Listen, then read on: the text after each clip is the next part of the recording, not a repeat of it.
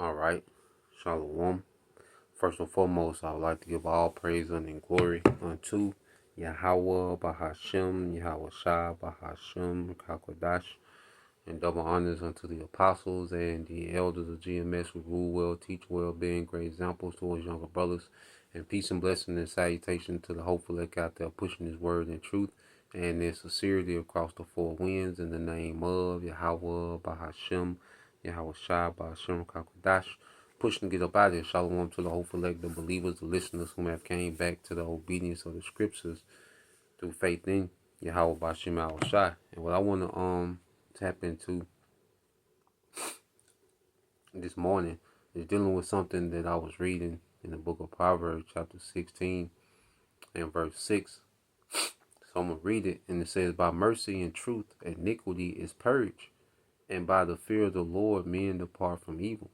So it says, by mercy and truth, okay, iniquity is purged, okay, because as the Lord has had mercy on us, and that mercy begins with the sacrifice of Yahushua, that was our mercy, okay, because through that sacrifice it appeased the Most High, all right, to in these latter days he will have mercy on the remnant of his people and bring us and allow us to understand this truth, okay, and as we mature in the truth, all right, iniquity is purged, because as we grow to love the Lord by default, we begin to hate evil, because there's no way that we truly love the Lord and not hate evil.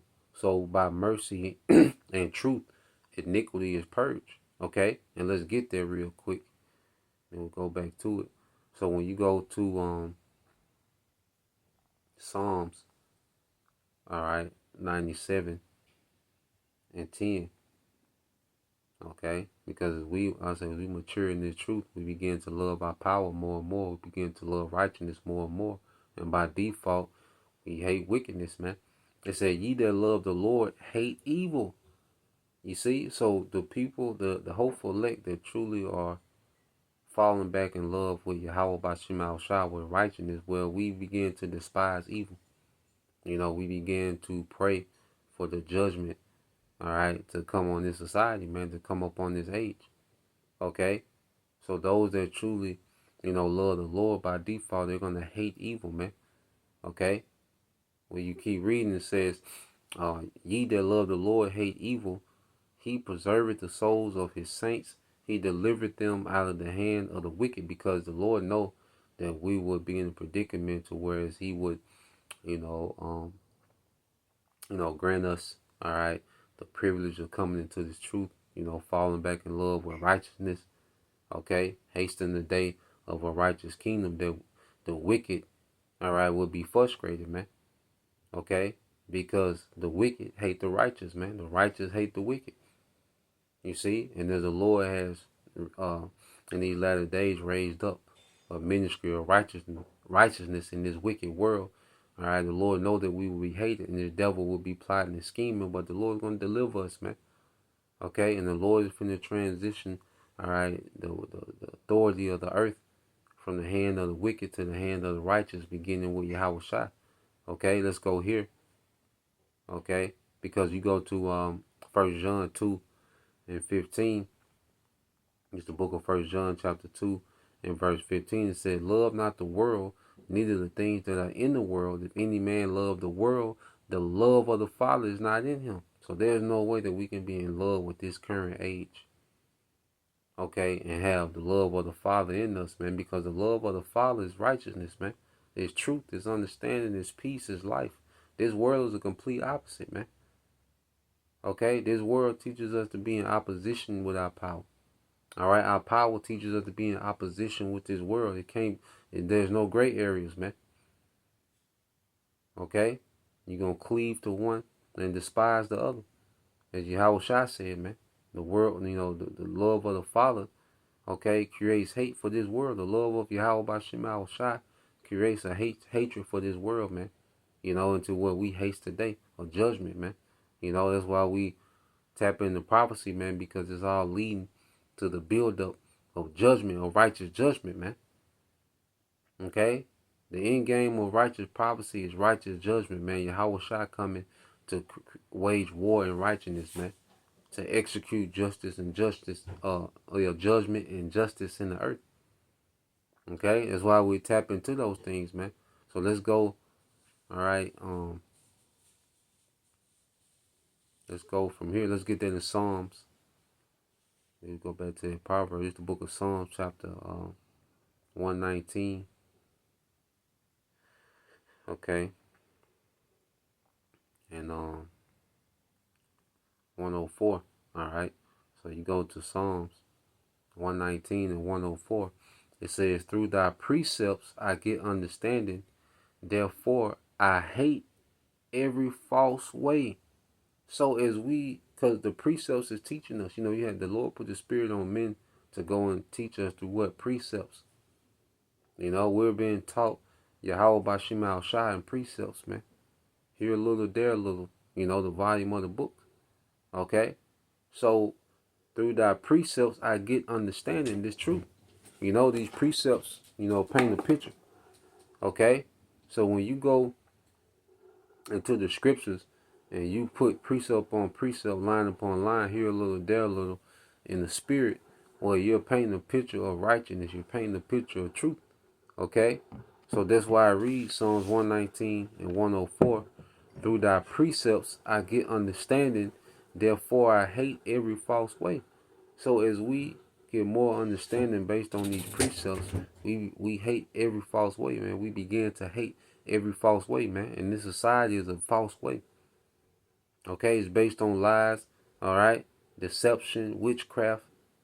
Okay, disguised as liberty and peace and love. It's a false way, man. Okay, and the truth sheds light on everything, man. All right, so verse 5, Psalms 119 and 105, it says, "The word is a lamp unto my feet and a light unto my path," man. And this word, is giving us instructions on how to move. We can see how to move through what these precepts, which is, like a path, like a lamp unto our feet. Like headlights on the dark road. Okay, to where we're able to maneuver in righteousness in the dark world. You see? So going back to the book of Proverbs, chapter 16 and verse 6. Proverbs 16 and 6, it says, "By mercy and truth iniquity is purged, and by the fear of the Lord men depart from evil." And by the fear of the Lord men depart from evil. You see? So through mercy, all right, and truth, iniquity is being purged, and by the fear of the Lord men depart from evil. Okay? That's why the fear of the Lord, having a reverence for our power. Okay? Because we're in the flesh, and the flesh has lapse, man. Okay? But the fear of the Lord is a constant, okay? It's constantly governing, okay, our actions. The fear of the Lord is a constant governing. It's constantly governing our actions, man. To where every move we make is governed by the fear of Yahweh Bashim Al Shai. The reverence to our power. We're not just randomly doing things based on, being in the moment, emotions, impulse. No, the fear of the Lord is always governing, man. And the more we increase in fear, but the more we increase in understanding, okay, the more we increase in understanding, the more we increase in the fear of the Lord. Okay? And this is what the planet Earth lacks, is a fear of a higher power. Okay? That's why life, is meaningless in this society, man. People have no value of life. People are very inconsiderate, very self-centered, no one's thinking about, okay? No one's thinking about anybody else, man. Everybody just in their own little world. All right, there's nothing that's off limits. There's pretty much nothing that people won't do. Okay, it's a culture with no fear. You see, but through these precepts, we learn to fear our power. All right, and you go into, let's get this, because the beginning of true wisdom is what? The fear of the Lord, to come into having a high reverence Of course, we fear in what the Lord can do. Okay, and understanding that look, his judgments is, unlimited, man, to what he can do as far as judgment, man. Okay, so of course we fear what the Lord is capable of doing. All right, but also from the aspect that we have a high reverence of our power, man. We revere our power. The highest level of respect that you can have, we have there for our power, man. And we understand that we're an extension of Him. You know, we understand that we're an extension of Yahweh Bashim Shai as His people. Sirach 25 and on 12 it says, the fear of the Lord is the beginning of His love. Okay? See, the fear of the Lord is the beginning of His love, man. If the Lord loves, all right, and the Lord has a love for His elect, that's why He puts a spirit of fear upon the elect. That's out of love, because that fear is keeping us in good standards with our power. A healthy fear of the Lord is keeping us in good standards with our power, so we don't be out of pocket, man. We're not going to be perfect, you see, but the fear of the Lord keeps us in tight, okay, to where we're not just out of bounds, man. We're not out of pocket and in bad standings with our power. No, the fear of the Lord is keeping us in good standings, and the Lord put His fear on those, all right, that He loves, man, to keep us in tight, man. Okay, it says, in faith is the beginning of cleaving unto Him.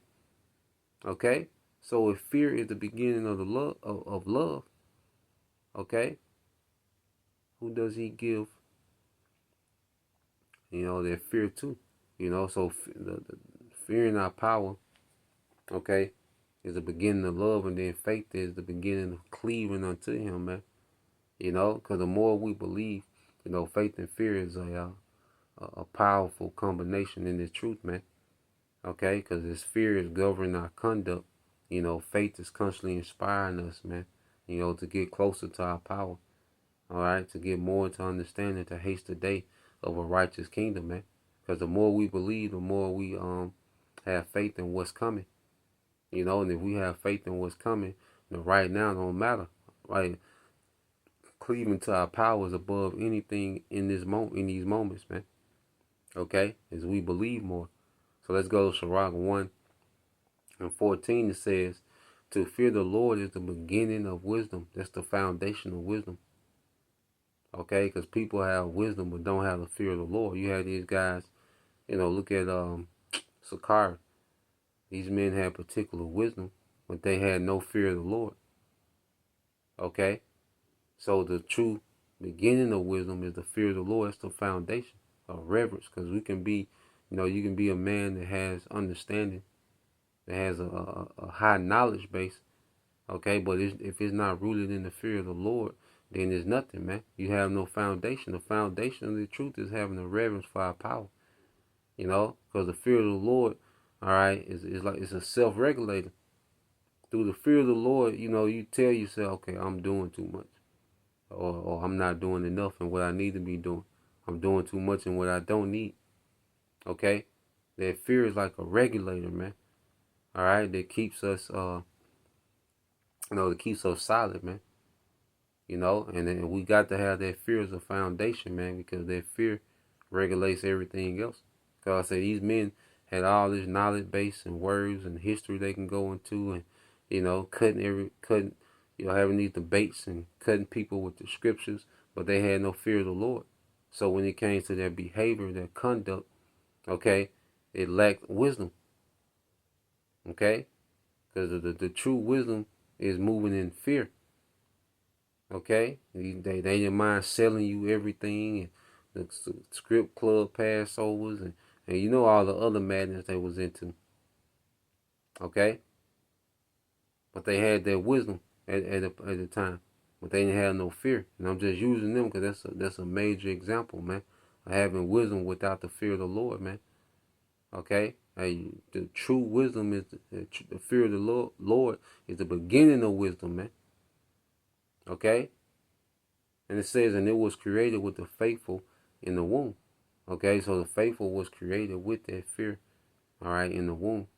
The Lord gave He gave the hopeful elect a healthy dose of fear, which is going to lead, all right, to the Lord having mercy on us at the end of this thing, man.